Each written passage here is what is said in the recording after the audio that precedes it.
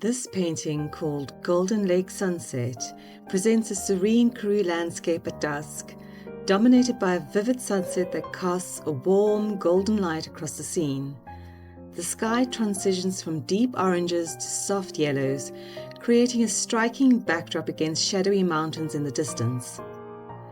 In the foreground, gentle hills lead to a reflective body of water that captures the brilliant tones of the sky, accentuating the tranquility of the setting.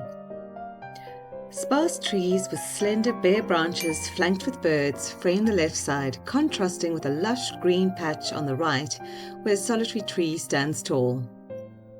A small white cottage sits near the water's edge, adding a touch of homeliness to the expansive natural beauty. The overall atmosphere evokes feelings of peace, solitude, and connection to nature, often symbolizing the end of a day and the beginning of a quiet reflection. The artistic style, use of gold foil, and the vivid color palette I chose highlight the beauty and simplicity, inviting viewers to immerse themselves in the tranquil essence of the landscape. This painting, as well as prints, are available at my gallery. I'll put the link in the comment section below in the pinned comments, and I will also put it in the detailed section. Thanks for watching.